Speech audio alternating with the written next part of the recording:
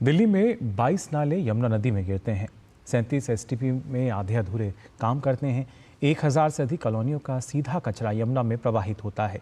ये बात कही है पर्यावरणविद डॉक्टर अनिल गुप्ता ने। अनिल गुप्ता से बात की हमारे संवाददाता धीरज कुमार ने। पर्यावरणविद डॉक्टर अनिल गुप्ता मौजूद हैं, उनसे हम बात करेंगे। सर, एक बहुत प्रभावी मुद्दा है कि यमुना जो कि एक तरीके से हम कह सकते हैं कि मरने के कगार पे है दिल्ली, कैसे हो इसकी सफाई?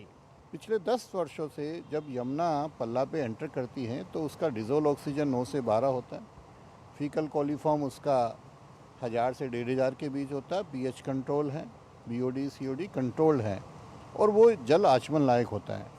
पर जब यमुना के अंदर जो दिल्ली के 22 नाले उसमें डायरेक्टली गंदगी डालते हैं, जो 37 एसटीपी प्लांट है जिनमें से आधे अनट्रीटेड या सेमी ट्रीटेड सीवरेज उसमें जाता है, जो वहाँ पर कुछ बस्तियाँ बसी हुई डालती हैं, तो यमुना मृत प्राय हो जाती। कहाँ सरकार ने चूक की है या पिछली सरकारों ने इसको ध्यान में नहीं दिया? क्या है ये मुद्दा?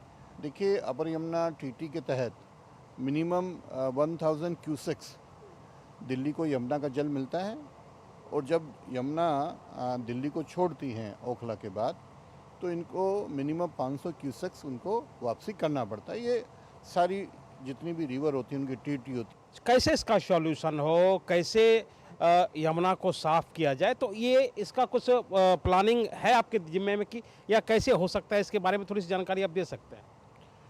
देखिए, जितने नाले यमुना में गिरते हैं वो गिरने से पहले टैप्ड हो, उनकी गंदगी निकाली जाए और बिना गंदगी के वो नाले सेमी ट्रीटेड करके एक मिनिमम उसके आउटलेट के पैरामीटर है, तभी यमुना में डले।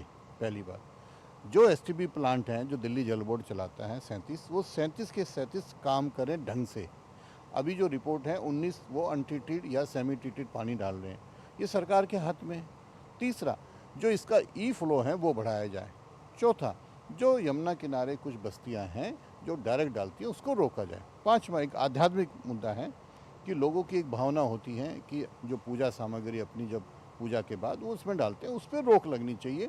कैसे उसको मैली होने से रोका जाए, कैसे उसके गादों की सफाई हो, इसके बारे में आप क्या कहेंगे? रॉ वाटर हमें वजीराबाद से मिलता है। पिछले कई सालों से यमुना की तलहटी की सफाई नहीं हुई, उसकी डीसिल्टिंग नहीं हुई अभी तक। बल्कि मुझे लगता है कि अगर वजीराबाद से पहले उसकी डीसिल्टिंग हो तो राज्य सरकार करोड़ों अरबों रुपये उससे जो सिल्ट निकलेगी, उससे जो रेत निकलेगा, वो बेच के कमा सकता है।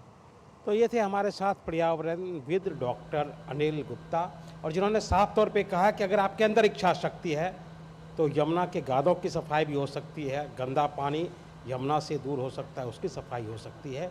इसके अलावा जो पवित्र, जो हमारा जो आस्था का प्रतिबिंब यमुना है, उसे जिंदा भी किया जा सकता है।